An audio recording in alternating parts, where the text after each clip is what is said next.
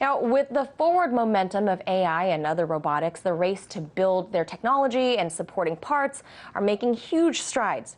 Now, when you think of a robot, maybe you think of a metal thing like Rosie the robot from the Jetsons, or maybe C-3PO from Star Wars. But could something with silicone, soft, stretchy skin that responds to touch actually be what we'll see in the future? That's what my guests believe. They're Cornell PhD students Bryan Peele and Chris Larson, who are part of a team that developed this stretchy, light-up skin. Guys, thanks for being here with us to share your work. Now, first, can you describe to Thanks for having us. Can you describe to the viewers what your silicone skin is and exactly how it works? Sure. It's essentially a soft piece of elastomer made out of silicone. And inside that silicone, we embed a visual display that's also made entirely out of an elastomer. It's kind of a new type of display. It uses a display technology that was developed back in the 1950s. And we took that basic technology and modified it into the form of an elastomeric composite that allows it to be stretched up to almost 500%.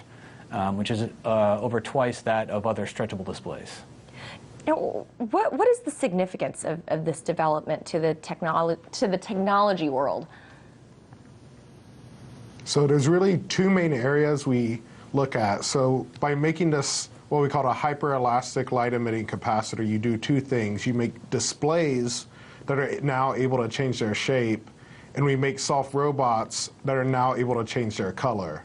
So on the display side, you can imagine, instead of having a rigid cell phone that's constrained to a specific size, imagine you could take your cell phone out of your pocket, stretch it to 6 times its size, and then watch a movie or do work on a spreadsheet.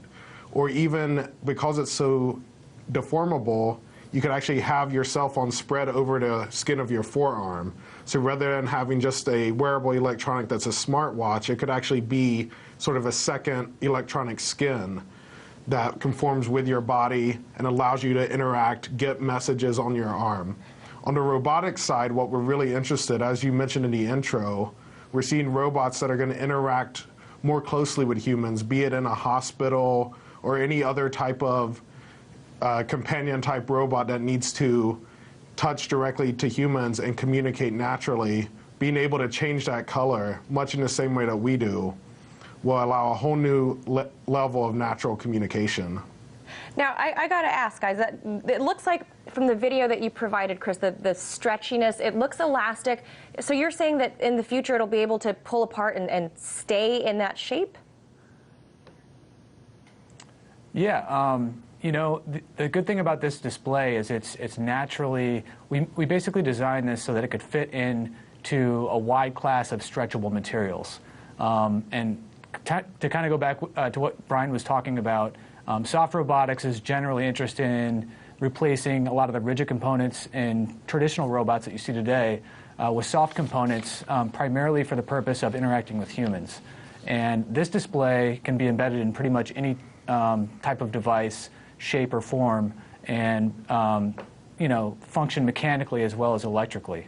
Now, I understand that yeah, going with what? Oh, I'm sorry. We're running out of time. I want to make sure I cover the whole breadth of this, which is a lot, obviously. But I understand that some of the influence that you had or inspiration for this project came from cephalopods, specifically an octopus. Can you explain? Sure. You know, cephalopods have an amazing ability to twist and contort and conform their body almost arbitrarily. But they also have a skin that can change its appearance actively under those very large deformations. And if you look at traditional displays, they're very rigid and they can't stretch.